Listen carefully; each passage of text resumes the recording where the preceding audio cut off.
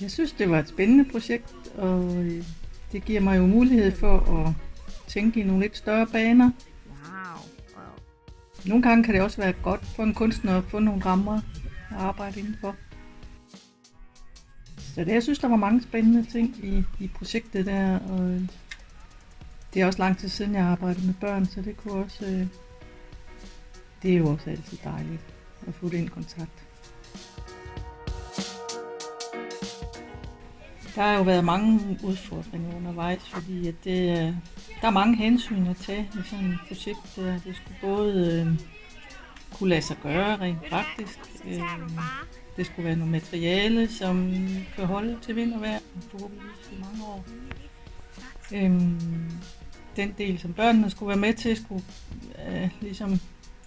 der skulle jeg kunne forestille mig, at børnene rent faktisk kunne magte opgaven, og jeg kunne magte at hjælpe dem.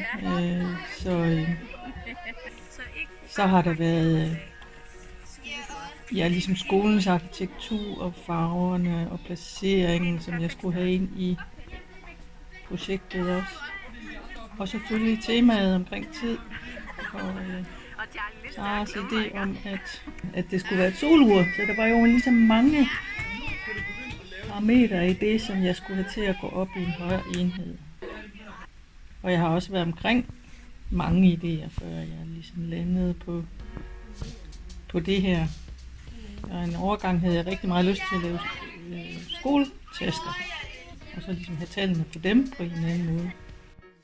Man kunne indbygge forskellige tidsepoker i skulpturen ved at lige trække helt tilbage til vores biologiske ophav, og så over romertallene, eller man må nok nærmere sige over helleristningerne og romertallene.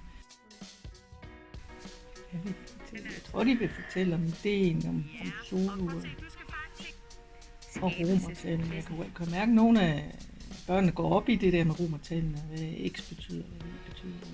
Nogle af dem vil være stolte over det, de har fået lavet her, og glade for den oplevelse, det har været at modellere. Vi kan bare lige jeg har lavet mange hvis det er, Trine. Det er jo bare lige mig. ændringer i min planlægningsfase. Og også faktisk undervejs efter vi var gået i gang. Det har hele tiden været lidt begrænsning i kunst, fordi det har vokset både i tid og penge til materialer og sådan, så jeg bliver nødt til sådan lige at begrænse lidt undervejs. Sådan er det jo tit. Det har jo været sjovt at møde børnene og opleve, hvor forskellige de er, hvor forskelligt de går til det. Det er ikke altid en fordel at være en meget dygtig tegner for at skulle arbejde med ler, fordi det er noget mere rummeligt. Og særligt drengene kan nogle gange brillere her på det rummelige og få nogle rigtig fine ting ud af det. Når projektet er færdigt, så er jeg jo spændt på at se, hvordan det fungerer i helheden, hvordan det forandrer sig. Jeg er spændt på at se de der lysfacetter i tallene, og spændt på, hvordan det kommer til at fungere med de der størrelsesforhold med de der små gorillaer, og også kaklerne, om hvordan de vil træde frem. Børnenes reaktion på, hvordan det ser ud, og om de kan finde deres egen gorilla. Det er svært at sige lige, hvad jeg er mest spændt på, men jeg er i hvert fald spændt på det.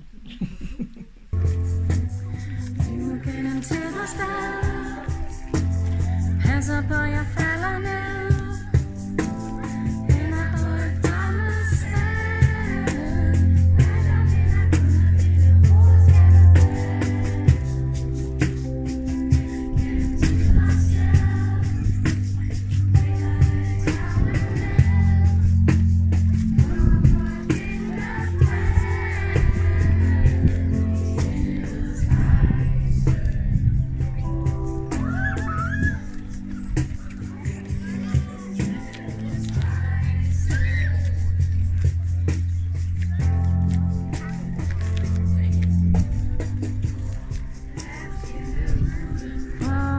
Træerne står,